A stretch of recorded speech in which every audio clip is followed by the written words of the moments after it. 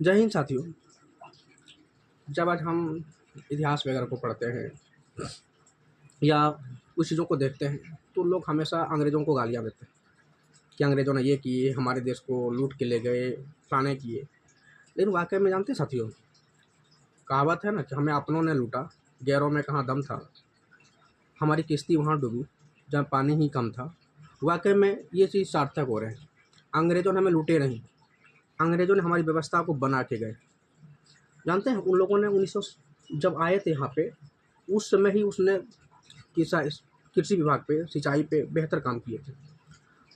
हम जब 8-10 साल के थे, उनको देखे थे छोटे-छोटे गाँव कस्बे में उन्होंने एक छोटे जो नदी बहे हुए उनमें भी उसने सिंचाई की व्यवस्था को के लिए मतलब कृषि के पर विशेष ध्यान दिए थे और छोटे-छोटे स्तर पर उन्होंने बेहतर काम किए थे और उसके काम को सराहा जा सकता है। उन्होंने अगर हमें लूटे हैं तो कुछ दे के भी गए। अगर वाक़ई में अगर अंग्रेज़ यहाँ पे नहीं आते ना, आज हमारे यहाँ पे जो नौजवान साथी हैं, आज किसी राजा के यहाँ पे सिपाही बने होते और देश हमारा काफ़ी पिछड़े होते। अगर उसने वाक़ई में अगर यहाँ पे कुछ लेके गए हैं, कुछ दे के भी गए हैं और ऑनेस्टी से अगर कहा जाए तो उसने हमें लगता है कि हमें बहुत कुछ दे के गए हैं।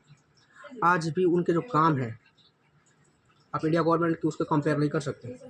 आज बोलता है कि हम बहुत मतलब ये बेहतर देश में रह रहे हैं, हमारे यहाँ के यहाँ सब करप्ट व्यक्ति हैं। अब देखिए ना, एक पुल बनता है 5 साल में गिर जा रहे हैं उनका रेलवे पुल बनता है 100 वर्ष तक कुछ नहीं होते। पता है क्यों? क्योंकि उसमें करप्ट 0% थे। आज 60% करप्ट है, 40% पे काम होते हैं। तो कहाँ से रहेंगे? गंगा नदी में पुल बनते हैं, इनका पिलर गाड़ते हैं, 2 साल में बह जाते हैं। उनका हावड़ा ब्रिज देख सकते हैं जाके, 100 वर्ष हो गए, आज भी उन पे आराम से चल रहे हैं। टेक्नोलॉजी उनका देखिए कितना डेवलप है। इसलिए हम बोलते हैं उसने लेके नहीं गए, यहाँ पे दे के गए हैं।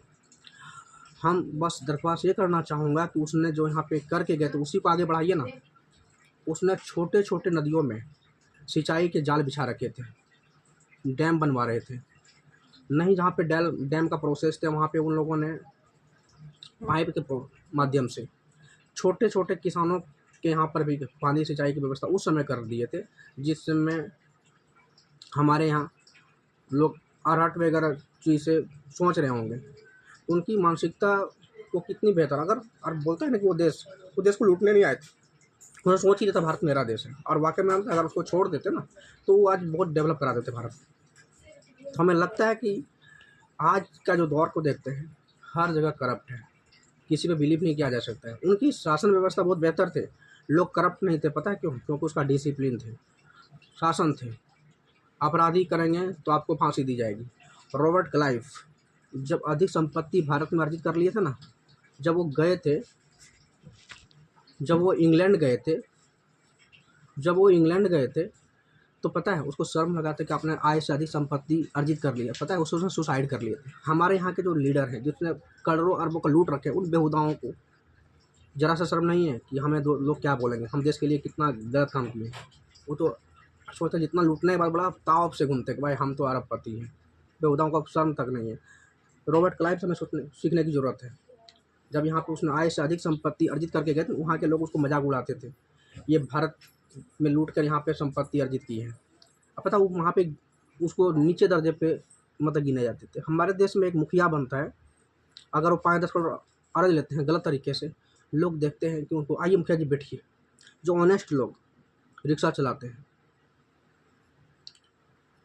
फुटपाथ पे काम करते हैं, ऑनेस्टी से उसका बेचारा कोई सम्मान नहीं। ये सबसे बड़ी विडंबना की बात है भारत के लिए कि हम लोग सम्मानित लोगों को जो ऑनेस्टी से जीवन जी रहे हैं उसको रिस्पेक्ट नहीं करते। जो लूट के खसोड़ के देश की संपदा को दोहन करके ऐशो आराम की ज़िंदगी जी रहे हैं, बंगलू में रह रहे हैं, करोड़ों अरबों रुपया गरीबों के निवाला कर रहे हैं, उसे यहाँ पे सम्मान दिए जा रहे हैं। सम्मान उसे व्यक्तियों को दो जो वाकई में ऑनेस्टी के राह पे चल रहा है। अगर वो गरीब ही है, अगर ऑनेस्टी के राह पे चल, वो सच में सम्मान पाने के हक हैं। लेकिन जो गलत तरीके से संपत्ति अर्जित की, उन्हें सम्मान पाने का कोई हक नहीं।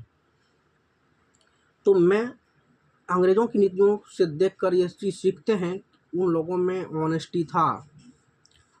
वहाँ पे वैसे लोगों को सम्मान दिया जाता था जो वाकई में सम्मान पाने के हकदार थे। लेकिन हमारे देश में वैसे लोगों को सम्मान मिल रहा है जो आय संपत्ति अर्जित लिए, चाहे वो लूट के बने हो या जैसे भी बने हो।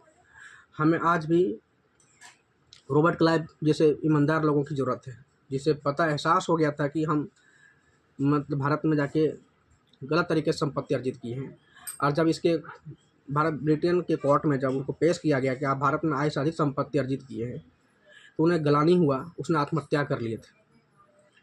तो कौन ऐसा महानुभाव हमारे देश में लेटना है जिन्हें उसको करप्ट में पकड़े जाते हैं, भ्रष्टाचार में पकड़े जाते हैं, क्राइम में पकड़े जाते हैं, वो सुसाइड करके दिखाई देते हैं। तो कैसे करेंगे? और हमारे देश के बोलते हमारे देश का संविधान बड़ी पवित्र संविधान है। कौन से पवित्र संविधान की बात करते हैं आप? कितने लोगों को न्याय मिल पाया? इन कमीनों ने जो देश के लूट के अपने बंगलू बनाए हैं, देश के संसाधनों को बड़े बड़े क्राइम किए हैं, आज तक उनको सज़ा मिला है? उन लोगों को ये सज़ा मिलनी चाहिए, उन्हें हेलीकॉप्टर पे चढ़ा के 5,000 किलोमीटर की ऊंचाई से छोड़ दो। देखो यहाँ पे भी जो बुराइयाँ करते हैं ना, कल से छोड़ देंगे। ये लूट रहे हैं देश की संपदा को, कल छोड़ देंगे। लेकिन शासन कैसे लागू कौन कर रहे हैं? सब पार्लियामेंट में बैठ रहे हैं, वो हमें अपना हित के बारे में सोचते हैं कि भाई ऐसे कानून बनाएंगे, सबसे पहले तो हम ही को मेरा ही मतलब ओखरी में मुँह डाला जाएगा। तो क्यों कानून बनाएंगे? लाइए ना फांसी की सज़ा भारत में पुनः से, जो अपराध करते हैं दीजिए फांसी की सज़ा। हमारे देश में जितने सारे टॉप लीडर हैं, सबसे पहले उनको फांसी पड़ेगा। पता है क्यों? क्योंकि सबसे बड़ा करप्ट हमारे देश के वही है।